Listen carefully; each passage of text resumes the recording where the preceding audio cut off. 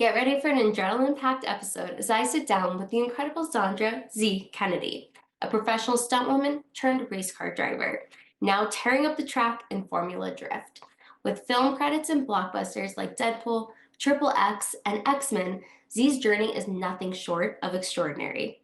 But her impact goes beyond the screen and the racetrack. Z is on a mission to pave the way for more women and LGBTQ plus individuals to thrive in the motorsports.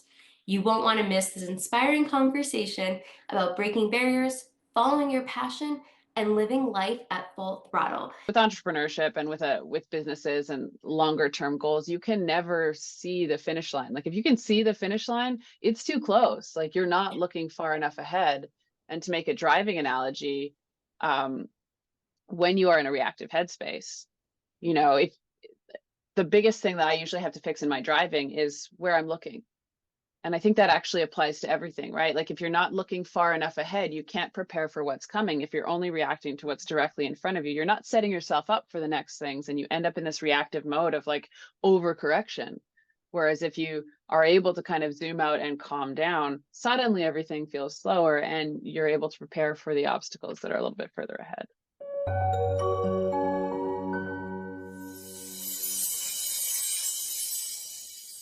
And thank you so much, Z, for being here today. It is such a pleasure to have you. I've been wanting to have you on for months now. We were just talking about last time we spoke.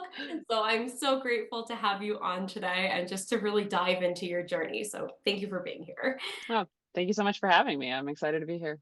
Of course. And, I just want to dive right in. You went from stunt work to now race car driving.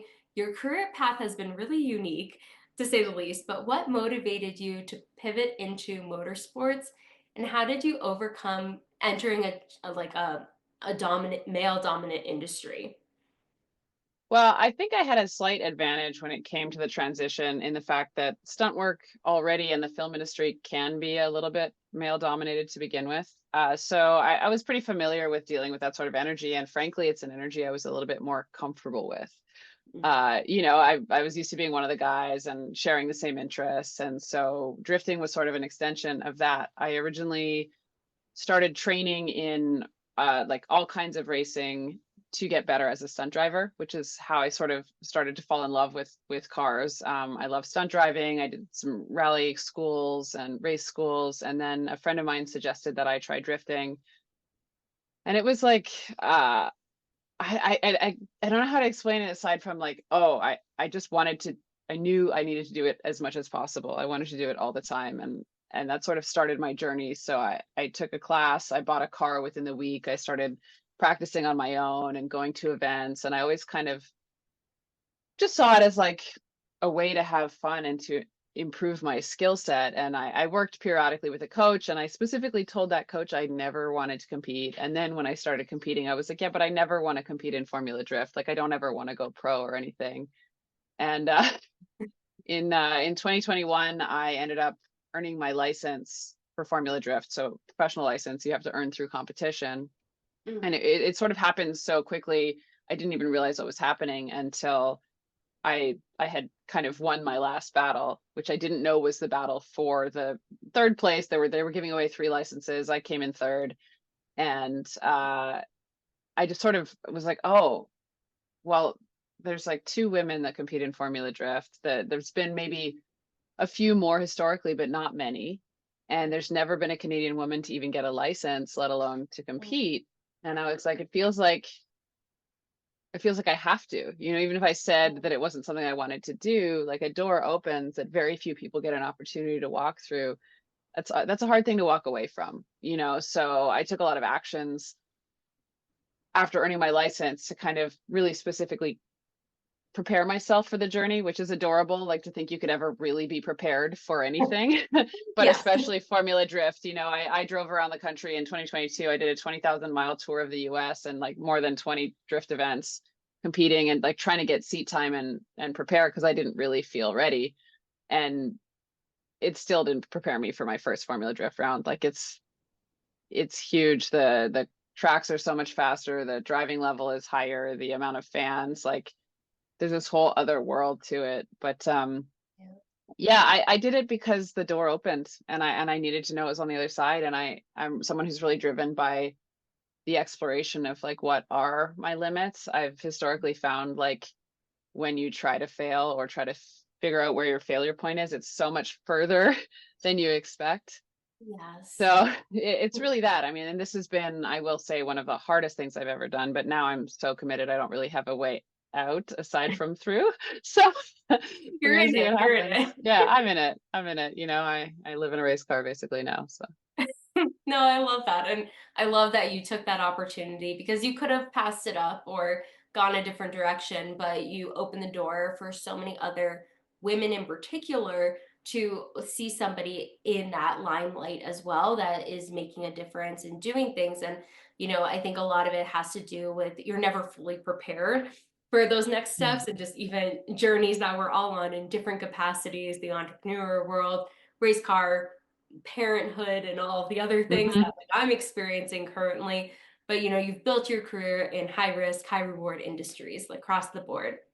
And I'm really curious what mindset or habits have helped you manage that uncertainty or being prepared in the unprepared in both stunt work on the racetrack, formula drift, and how can entrepreneurs apply this with their own mindset with risks? I mean, I think a lot of what I learned and a lot of the skill set that serves me now is the skill set that I developed in film. You know, we have this, like for me, failure isn't an option in that space. If we say it's on the call sheet, we're doing this thing today, we're showing up with all the things to do it. And when something goes wrong, we just pivot, we achieve the result. And so having that mindset of like, okay, the plan isn't working, Right. or this new element has arisen, but whatever ingredients we have are the ingredients we're going to use to solve the problem. You know, we can't wish for something that's not going to be here. You know, often at like on a film set, it might be 11 p.m. You know, we can't go to the store and get the thing we need, right? Like that's not an option. So we have to solve it with the ingredients that we have. And I think really having that meta view of okay, what is our actual end goal and how do I just use what I have to get towards that end goal? I mean, with entrepreneurship and with businesses and longer term goals, you can never see the finish line. Like if you can see the finish line, it's too close. Like you're not looking far enough ahead. And to make a driving analogy, um, when you are in a reactive headspace, if the biggest thing that I usually have to fix in my driving is where I'm looking. And I think that actually applies to everything, right? Like if you're not looking far enough ahead, you can't prepare for what's coming. If you're only reacting to what's directly in front of you, you're not setting yourself up for the next things. And you end up in this reactive mode of like overcorrection. Whereas if you are able to kind of zoom out and calm down, suddenly everything feels slower and you're able to prepare for the obstacles that are a little bit further ahead. Oh, I love that analogy. I was just like picturing that as you were saying it. It was a beautiful analogy. But you're Thank right. you. It's if you're like focused on just like a few steps ahead, you're not going to see the whole big picture of just like what's coming around the corner. And it becomes a safety issue, of course, with Mhm. driving, but then also like applying that to entrepreneurship. If you are too close, then sometimes your dreams aren't big enough or the goals aren't big enough. And it's a process. I don't think there's ever like a destination with race car, yes, like driving and Mhm. whatnot, you want to finish, but you never know what's around the corner in some capacity. So it's just being prepared for the unprepared. But I love that you have that problem solving mindset, especially at like 11 p.m. You can't go to the store to get things. You have to figure out, okay, what can we do in this? And that's just like in life in general, in any situation, we don't always have all the ingredients right handed to us. We have to figure it out or it's kind of like a puzzle. Like, okay, where's the missing piece? How can we make it fit in this moment and what we need to do? Because we might not even see the opportunities that are there or how we can really get creative in that sense of it, of what's coming next. And, I think a lot of times in entrepreneurship, there's a lot of pivots that you have to make, failures, setbacks, things that maybe you've experienced in your career and ultimately have shaped your success, just like the little situations that we've had to problem solve to make Mhm. those things happen. And I'm just curious with entrepreneurs in general, how can we reframe failures to fuel our own growth? I've had a lot of failures. A lot of failures. You know, I think that Thank you. most people who have achieved anything will tell you how many more times they've failed than the success that you see. But frequently, those failures have either given me a skill, provided me with an opportunity, or set me up for something later that I didn't know was coming. Mm, You know, and the bigger thing for me is like failing prepares you to deal with failure, teaches you how to pivot. And when you see people that never fail, when they do fail, it can be catastrophic because they haven't developed any of the skills or the skill set that is necessary to be able to find the benefit in that failure, right? Find the opportunity in that failure. And there often is one. Almost always there's an opportunity, and perhaps a better opportunity than succeeding would have given you. oh, that's so true. I think of just like because I'm a recovering perfectionist, and so like Yeah. I mean, I don't know if anyone can relate. Yeah. But I think that part of failure scared me so much when I started this journey. And I think a lot of people don't want to fail, but I think it's failing forward gives you more resilience and persistence and consistency and discipline to realize that you're not stuck. You can figure your way out. It's just Yeah. like kind of a Rubik's cube. You like kind of have to move it around a lot. That's what just popped Yeah. up. But I think that's the strength that we have as individuals, that we can fail, but it's what you do after that's happened. And I feel like failure needs a new definition and like a more positive one versus Yeah. how people might look at it. Because in school, we're taught if you failed a test, like you could be held back and this and that. And that's not life, though. I feel like failure actually adds fuel to the fire to allow you to continue to grow and expand. Well, and I'm guessing like as a recovering perfectionist, you know, when you started taking more risks and going, okay, I can accept that this won't be perfect, you probably don't fail half as much as you anticipate. Oh, yeah. You know, like that's the thing for me is if you really earnestly try as hard as you can to succeed, but accept that you could fail, you know, like you're not attempting to fail by self-sabotage or by not putting 100% effort in. But if you seek out those failure points, they're actually really hard. Like it's hard to fail completely. You may not hit 100%, but more often than not, even if you're not sure if you are going to make it, Right. you're going to be more than a pass, you know, and you'll have more information to launch forward with the next attempt. So yeah, I think that's the big piece for me is like I've watched people in my life who suffer with like decision paralysis or just they're so afraid to fail that they can't take any action. And so even someone who fails as often as I do, I also succeed way more than they do because the number of attempts, right? Like if you make no attempts because you're afraid to fail, maybe you've only failed at one thing, but you haven't succeeded at anything. I might have failed at hundreds of things, but I've also taken so many attempts that when you average that out, you have results.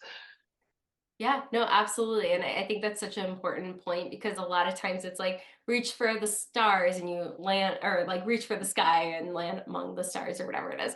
But like, I think that's part of that. What you're alluding to is really the more you attempt, the more you figure out, okay, that didn't work, but I can tweak this. And I Mhm. think that's part of it. You're not going to completely fail. And I think that's what I've learned along this journey of just you at least attempt, and it's going to get you further along versus like the paralysis of analysis of just like overthinking it versus taking action. And that's how Yeah. you've become so successful of just being able to continue to take those steps and not letting it hold you back.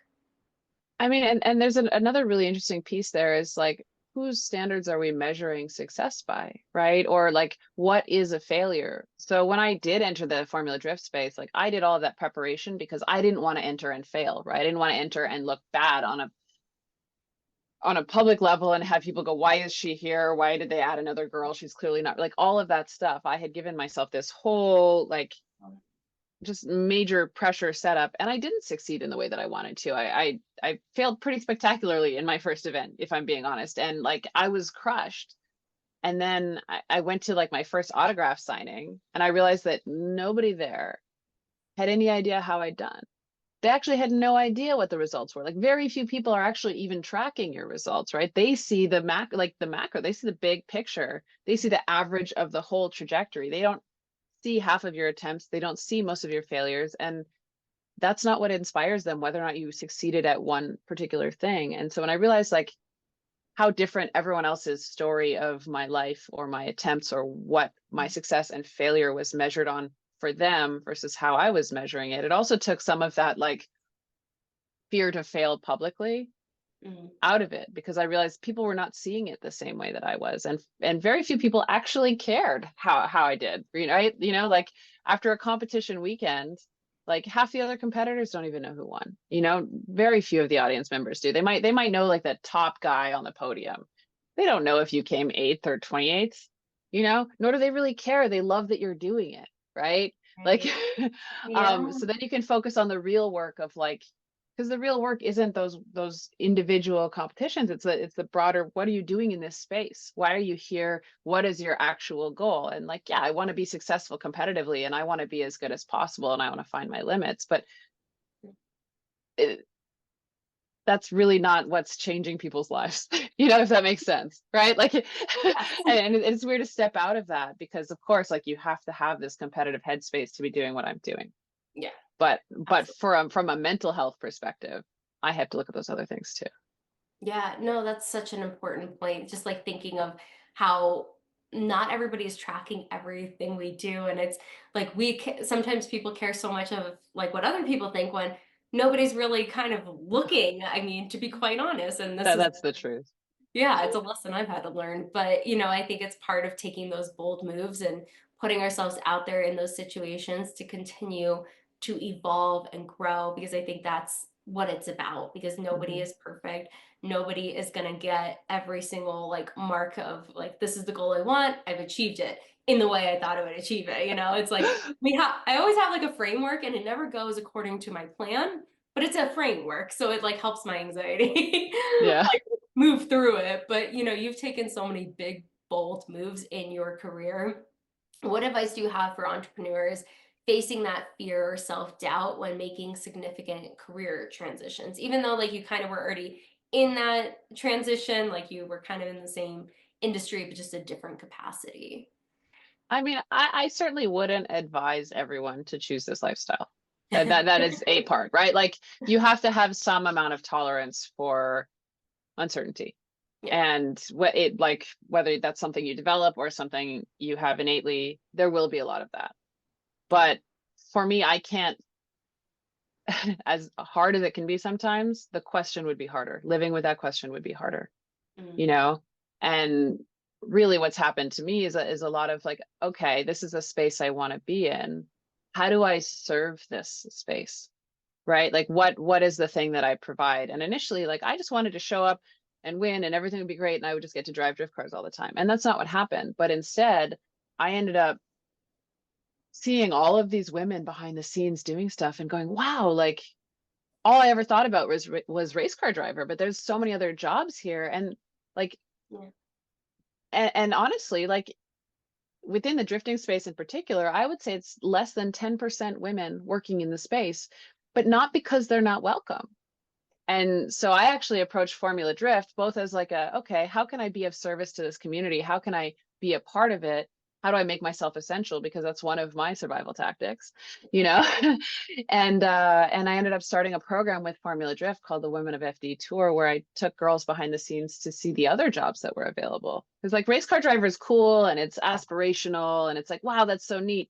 But it takes so much time, so much money, so much luck, so much skill, like everything has to align. And there's other ways to be involved in something if you're passionate about it. And to me, the women that are already in that space, they created their own career paths, right? They didn't have anyone leading the way for them. And I didn't even know they were there, until I got into this space. So highlighting those women enabled me to like just provide a linear path of what other women could see as potentially an option for them.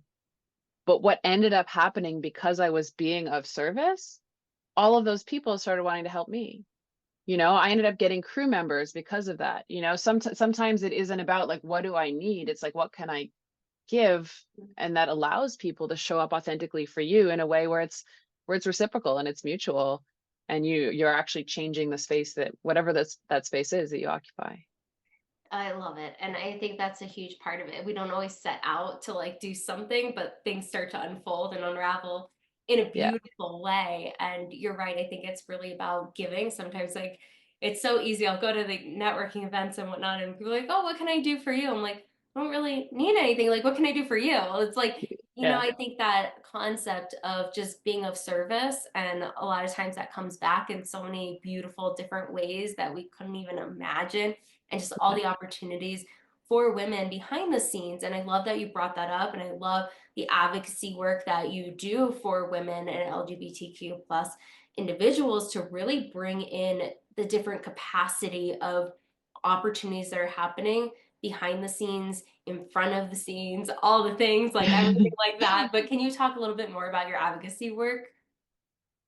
Yeah, I mean, it really started by meeting a few women in the space that I was so inspired by, and a lot of what you see at a racetrack is like a lot of men and their girlfriends are there helping with something or whatever. There's a few women that are there working for various companies, but I met this woman like through happenstance, and I I saw her and I was like, oh, is she that guy's, like, I couldn't tell, was she this guy's wife, girlfriend, but I kept seeing her and she looked like she was working, super important, like dialed and not concerned with anything that wasn't her. I was like, this chick has presence. Who is she? And I Yeah. ended up having an opportunity to, like, I met her, she introduced herself. She was super like casual and like, just, oh yeah, I'm Jen, this is what I do. And then I basically walked away and I Googled her and I was like, oh my God, this person has been so influential in the space of motorsport, but nobody knows she exists because she's too busy doing her job, right? Like doing, and like I was inspired by her and I wanted people to see her. And that made me start to find all the other women that I found inspirational. And for me, it's really just, I want more people to see that there are these incredible women out there because it is inspiring. And some of us, like, as a woman, I never really checked to see if I was welcome in a space. Like I sort of like I was kind of raised among boys. I never really realized that I was entering a male space as a woman. Yeah. But as a gay woman, as a gay Mhm. person, I Yeah. was always looking to know, like, am I welcome here? Am I safe here? Is anyone Right.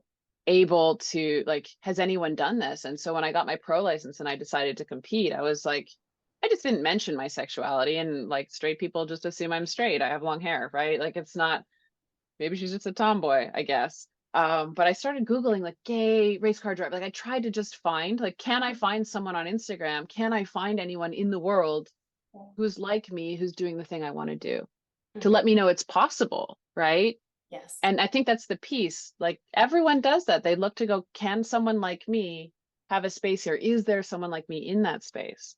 So the goal with the women's tour for me was showcasing all the different ways that women were in that space so that people who are facing that same question that I had, I know I love this thing, but I don't know if this space wants me, Yeah. if I'm safe in this space or welcome in this space. Yeah. And then beyond that, what was very cool about Formula Drift is after I did the women's tour, they actually approached me and said, "Hey, maybe you could do something like that for the LGBTQ community. We know that's important to you." And I was like, that made me feel so safe and so supported by an organization, like I wouldn't have suggested it on my own. I'm not keen to, like, that's a kind of rejection I don't seek out. Like there's failures are okay, but the rejection on the basis of like this is just fundamentally who you are that you can't change, that's really personal and really, like, that's really scary.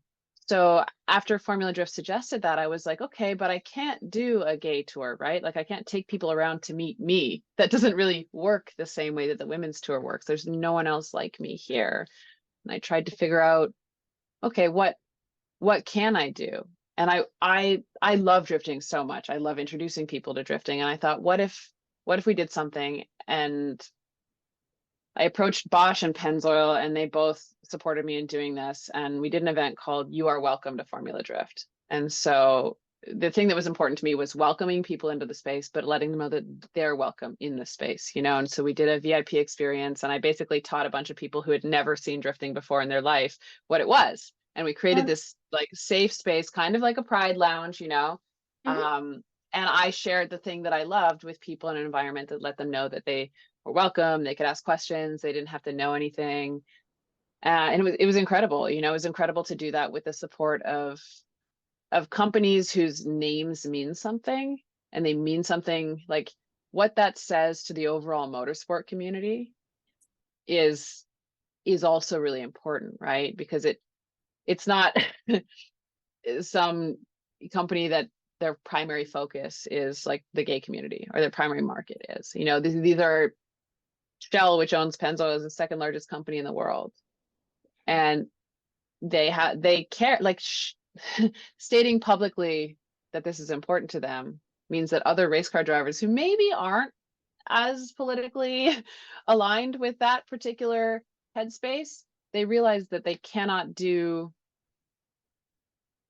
they can't behave the way they were before. They can't be exclusionary. They can't, they have to watch their language if they want the support of those companies, right? And so whether or not their minds are changed, we're still creating a change in I guess what the world is hearing and the messaging, right? And I think that's what progress looks like. It's not by attacking people, it's by welcoming people in and just going, this is what we support. You can kind of get on board or not, but this is the way it's going. Yeah, absolutely. I'm just like soaking it all in because I really think it's important for people to hear this. And I think it goes back to just making environments inclusive and welcoming and support around different capacities. And I think it's just so beautiful and so important what you have created, which was a huge Thank reason you. why I wanted you on, is for the advocacy aspect of what you're doing outside of the track, outside of the films, everything else, and like Formula Drift. It's just who you are as a person and the humanity aspect of making a difference and making an impact. And it starts with us, and it starts with creating platforms to have those things and to talk about different capacities no matter what the situation is. And I think a lot of people get worried about political and this and that, especially with the election and all the other Yeah. things that happen in this world. But I think the biggest thing is having that support and allowing you to use your voice in such a powerful, bold way where people can really listen and take hold of that and continue to move forward and making those changes, even if it doesn't change their full mindset. It's Yeah. making a dent and a difference, and that will continue to have a ripple effect and domino effect. That's the goal, of course. I mean, I could be really Yeah. like ambitious too, but Yeah. I think it starts with those small steps that have bigger steps once you have that support behind you as well. And I think that's what it's about, having people advocacy and people being open and welcoming to all different types of individuals, different backgrounds, different walks of life, ethnicity, race, everything. I think that's what it comes down to, is just continuing to further the message, to continue to broaden that as well. And that's what you're doing. So I know I appreciate it. And I'm sure every single person that you've encountered appreciates it as well and will continue, because I do think it's just being able to really use your voice in such a powerful way. And that's what it comes down to. Because why have a voice if you can't use it, you know? Yeah. That's what I think, like, just even everything that you have accomplished, everything that you've gone through. What has been the biggest lesson you've learned from competing in Formula Drift? And how can entrepreneurs apply that lesson to navigating competition in their own industries? Well, honestly, I think the biggest lesson that this part of the journey has given me is around, like, I was really an independent person. I was always like, I'll do it for myself. I can do it. And the reality is, and I'm sure you know this as an entrepreneur, no, you can't. Like, you are, it's not possible to achieve a big, like, if you're thinking big enough, it's not possible on your own. It isn't. And you do need people, and learning how to get that support, to ask for that support, to utilize that support effectively. Those are like major lessons, and I feel like fairly consistently the type of person who goes into an individualistic pursuit is doing that because they don't wait for other people, like they don't wait for someone to encourage them or to make it happen for them.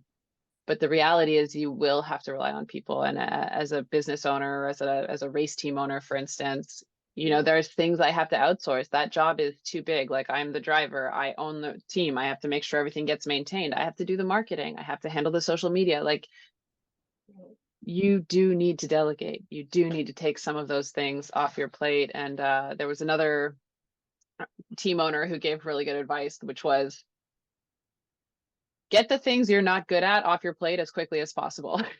Yes. Right? Like, the things that you Sure. don't like or you're not good at, delegate those as quickly as possible, because it's not an efficient use of your time, Right. you know? But that's it. You can't do it alone. You will not be able to. So, like, accepting that, doing the work around what how that makes you feel, you know, like a big part of it is that psychological work, right? Like, this isn't easy, and you're going to be in the hardest possible situations. So facing those demons, you know? Oh my gosh, I know, I know. It's a hard lesson I think I've had to learn too in this journey, and a lot of us do, because we are very disciplined and efficient with our time and energy, but a lot of times realizing delegate as soon as you can. I know, like in the beginning of starting a journey, like financially, sometimes we can't delegate right away, but I think it's looking at what opportunities can we really outsource immediately and versus the things that we're really good at and expand on those things. And I know you balance so many different Mhm. multiple passions, and it can be tough because managing that time and energy between your racing, your advocacy work, other projects that you're working on. What can entrepreneurs learn from the approach of managing different ventures? I know delegating is a big part of that, but what other things can people look for? Distilling it down to what is the most important thing and putting as much energy as possible into that is really important. We can have as many ideas as we want, and they might all be great ideas, but again, you're only one person who can only focus on one thing, and that whatever the thing is that's most crucial for your success is the thing that should get the first level of attention. Yes, absolutely. And that's, kind of bringing to my next point of just what I've been thinking is with like stunt work and racing, it's precision is key. You have to be like Yeah. very precise in that aspect. So with racing and stunt work, precision is Mm. super key. But how do you apply those principles of preparation and discipline to your business? And how can entrepreneurs like cultivate that same discipline in their work or even how you do it in your work?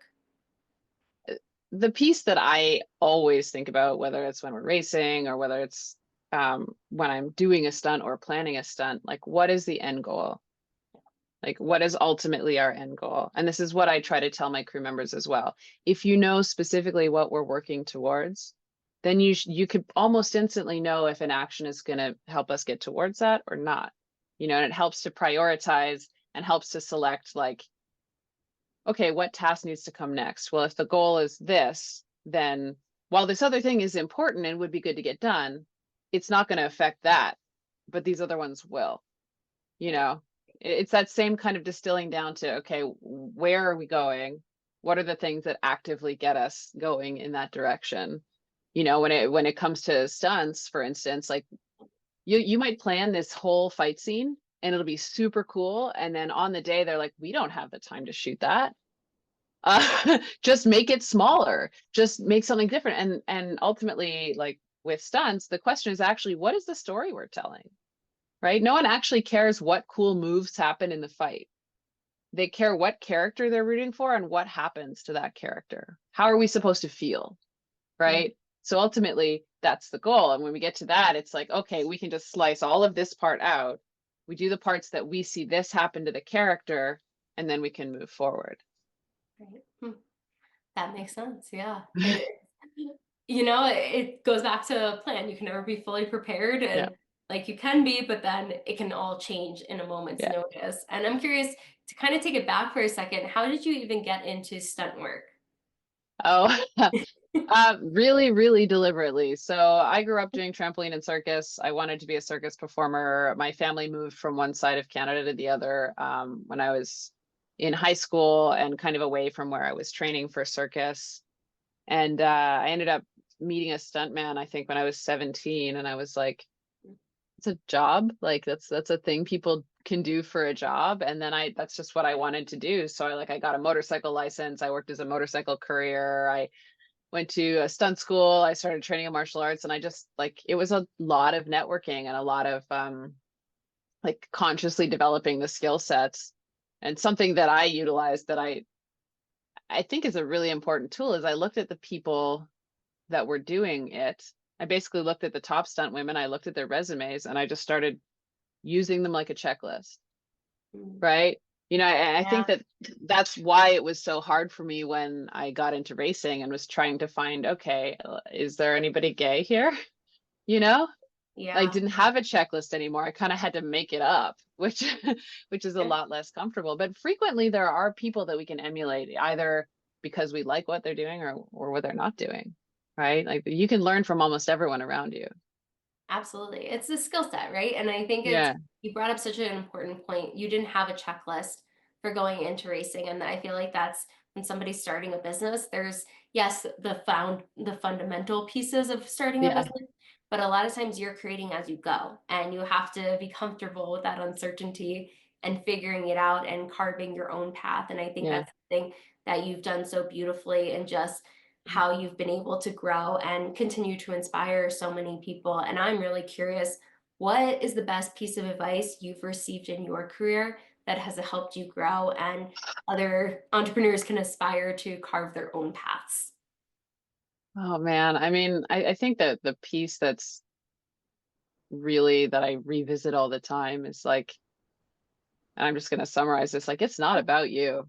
It's almost never about you, like, especially rejection, you Mm. know, it's like, it could be the wrong time. It could be that it's not what they need. Like when I first got into stunts, and I've really taken this philosophy with me, I didn't understand. I was like, but I'm doing all these things. I'm so prepared. Like, why aren't they hiring me? Right? Like, why am I not getting these opportunities? And then I did eventually get those opportunities. And I ended up very quickly becoming a stunt coordinator. And then I was in the position of hiring. And before I was hiring, I was assisting someone who was hiring. And I looked at everything else he had on his plate and everything else that he was dealing with. And people tend to go with a known element because that is one less problem, Yeah. right? Like, so providing a solution is a great way to kind of make a connection with someone, but also just when people are really busy, that like lack of response to your message, that like whatever it has nothing to do with you and everything to do with what they're dealing with and what they need at the time. So you can be persistent. You can remind them again. There's a very good chance they just forgot. And something that I had to come to terms with, like when a big part of stunts is actually networking and what we call hustling, right? Like you contact people and you're like, hey, I need some work, you should hire me, right? And Yeah. I hated doing it. It felt weird to me. I don't like asking for things. Like I didn't enjoy having social interactions that were all about what I needed from someone. I didn't like any of it. But at some point I realized like, well, they can't hire me any less, right? Like I'm already at zero. You can't get a smaller number than zero. Yeah. So the only thing I have to lose is nothing. Right. And reframing it like that, like you have everything to gain and nothing to lose. And that's actually a really powerful position to be in, Yes. right? You're nothing but potential. And anything you do can only get you to nothing where you already are or something better, right? Oh, yes. It's interesting because I just had this conversation the other day with my husband. We were talking about like careers and everything and like our path. And I was like, I don't want to be in the same place I am for 2 years from now. And I'm like, I'm already at like ground zero. So it doesn't matter what I do, Mhm. it's going to further that process. And I think it's just such a beautiful lesson that you've learned, but like Mhm. what you have been able to learn in this journey. And I think that's just so valuable. And you're right, it's you have nothing to lose. And I think a lot of people are scared of like the unknown, but if you don't continue to move forward, you're going to stay in the unknown and you're not going to progress any further. But you took the initiative, you took action. That's what I was saying earlier too. It's like you sometimes people overthink things versus just taking the action. And it goes back to what we were talking about with failure and setbacks and just allowing yourself to realize what your definition is of setbacks and failures can look so different from somebody else's, and every path is going to look a little bit different. but it's what you do with that path and what steps you take, because it's going to be unique to you. And not everyone has the same exact path, because we need lessons and growth and other things along the stumbling blocks that we have to overcome in that process. But I'm just really curious, because of everything that you've already done, continue to do, what are some of your future aspirations and goals? I mean, I feel like I have gone so off book at this point that I really don't know what's coming next. It's quite interesting. Formula Drift was like such an important goal for me, and I'm not finished with that. I have a lot of competitive aspirations in that space.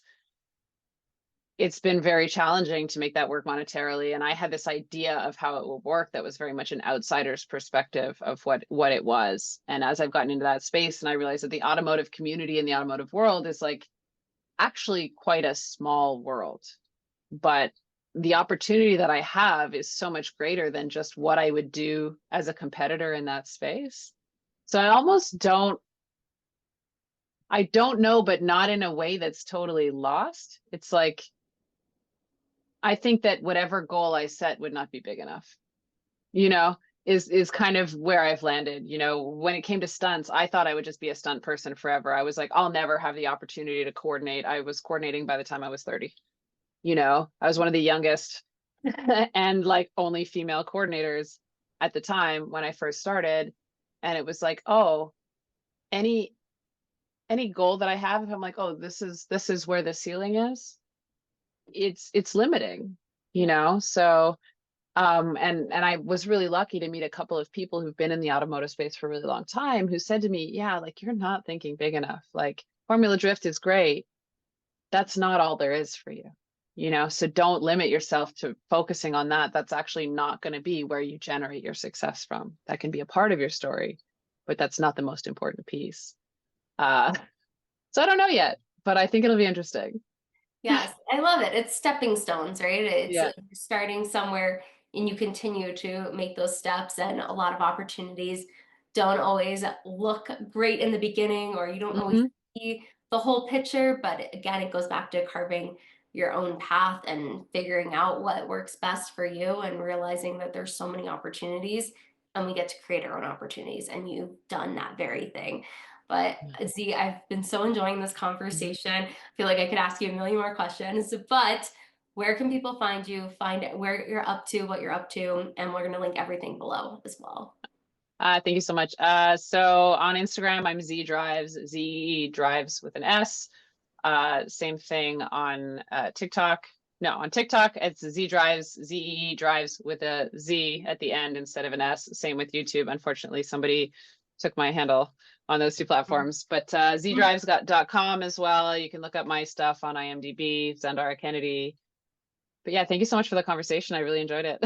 Of course, thank you. I appreciate everything you're doing, all the advocacy work, really standing in your light for women, LGBTQ plus as well, just really advocating for the better good of the better of the world, and the impact you are making for so many. I will say this. I never wanted to do any of that. And I just like I know this is like a tail thought, but like I didn't want to. And then I realized that I needed it so much that the second best thing to having the thing that you needed is to be able to give people the thing that you needed and didn't have. And I think that that becomes a really authentic and actually self-serving angle of the advocacy work, right? Is there's healing in that too. So Oh, absolutely. I mean, that's why I started this channel. I wanted different yeah. walks of life and different voices to really showcase what I see with friends that don't always see somebody that looks Hmm. like or like them on different platforms. And that's super Yeah. important to me. So the fact that you're on today just makes my heart filled, but also I'm like, oh, but thank you again for just coming on, Thank you. sharing your authenticity with us. Well, thank you so much for having me. Absolutely. Make sure to like, subscribe, comment below. What was the biggest takeaway from Z today? I'm sure she would love to see that comment, and we'll see you on the next episode.